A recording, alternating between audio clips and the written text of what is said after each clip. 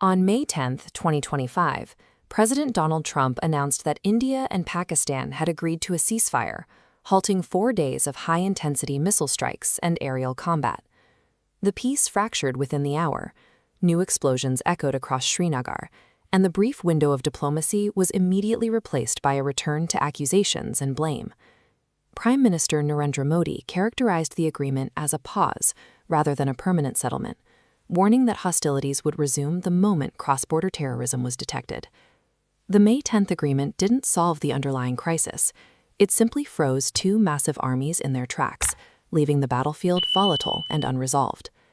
The scale of the escalation became clear on April 22nd, when a major terror attack struck Pahalgam, ending a period of tense regional stability.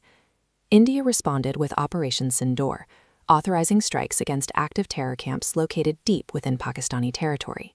Pakistan launched a retaliatory barrage of missiles and drones, hitting 36 locations from the heights of Leh to the coast of Sur Creek.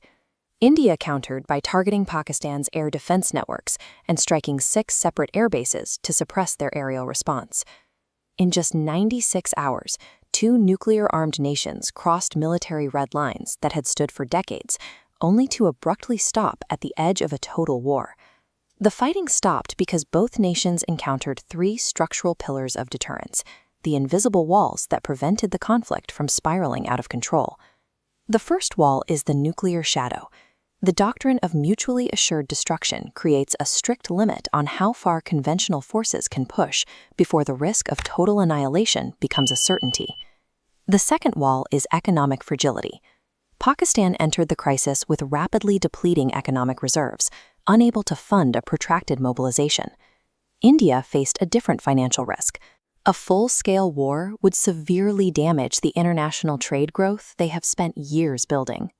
This wasn't a sudden surge of diplomacy. It was a cold calculation. The cost of continuing had become unsurvivable for both sides. The third wall was international pressure. Global superpowers acted as an emergency cooling mechanism to prevent a regional collapse. China pushed aggressively for a return to stability. With billions in regional infrastructure and energy investments at stake, they viewed an open war as a direct threat to their economic interests. Simultaneously, the United States leveraged its influence to finalize the physical agreement.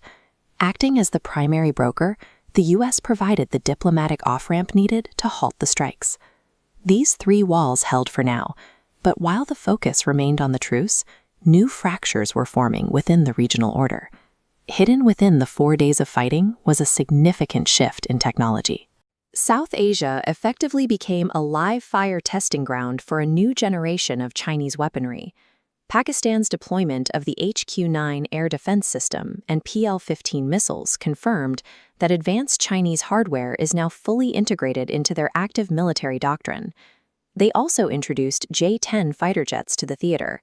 These assets challenge the technological parity that has historically governed the air power balance between the two nations. This proxy testing signifies that any future conflict will be fought with a more advanced, lethal, and outsourced set of capabilities. India altered its strategic approach by launching strikes deep into Punjab, a region that has long served as Pakistan's core defensive line.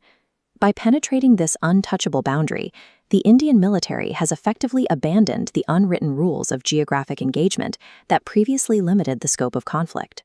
Despite the ceasefire, the core drivers of the violence, the Kashmir dispute and cross-border terrorism, remain unaddressed and as volatile as ever. The May 2025 ceasefire is a temporary cessation. It has established a baseline where the weapons are more precise, the historical boundaries are gone, and the underlying tensions are still unresolved.